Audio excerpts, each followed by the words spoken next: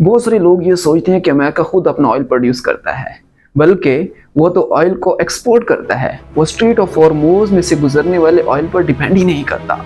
अब तो ट्रंप साहब ने ये तक कह दिया कि जिसको ऑयल की ज़रूरत है वो हमसे रब्ता करे। लेकिन सवाल ये है, अगर आप इतने एनर्जी इंडिपेंडेंट हैं या सेल्फ सफिशिएंट हैं, तो फिर जब दुनिया में कोई वॉर या कोई और मसला होता है तो फिर यूएसए में ऑयल की प्राइसेस क्यों बढ़ जाती हैं? ये गेम इतनी आसान नहीं है जितनी हम समझ रहे हैं। टेंशन ना लें, रफ़ी भाई हैं ना, रफ़ी भाई आपको बहुत आसानी के साथ समझाएंगे। पूरी दुनिया में 7 चोक पॉइंट्स हैं।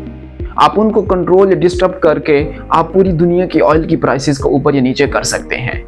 उन 7 चोक पॉइंट्स में से स्ट्रेट ऑफ हॉर्मुज़ एक मेन पॉइंट है, जिसमें वार से पहले रोज़ाना 20 to 21 मिलियन बैरल या 1/5 ऑफ द वर्ल्ड ऑयल गुजरता था। अब इसके बंद होने की वजह से पूरी दुनिया में ऑयल की प्राइसेस बढ़ रही हैं।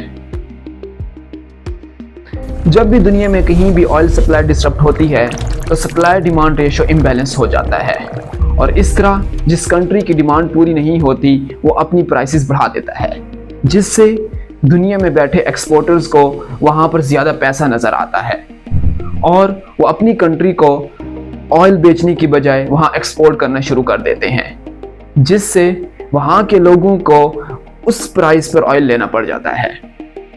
इसको समझने के लिए एक सादा सी एग्जांपल है। एक बहुत बड़ा पूल है जिसमें सारे ऑयल प्रोड्यूस करने वाली एंटिटीज़ अपना ऑयल प्रोड्यूस करके उस पूल के अंदर डाल देती हैं। फिर इस पूल में जो भी ऑयल लेना चाहता है उसे एक कीमत मुकर्रर की जाती है, उस कीमत पर उसे ऑयल मिलेगा। ये नहीं मैटर करता कि आप अपनी एनर्जी में कितने सेल्फ सफिशिएंट हैं। आखिर में रफ़ी भाई आपसे सिर्फ एक रिक्वेस्ट करते हैं, मुझे सपोर्ट करें। यहाँ सब्सक्राइब वाले बटन पर क्लिक करें और यूट्यूब के एल्गोरिथम के लिए यहाँ लाइक वाले बटन पर भी क्लिक करें और बेशक आगे स्वाइप कर जाएं। That's it, thank you, see you next time, take care, bye bye, अल्लाह हाफिज़।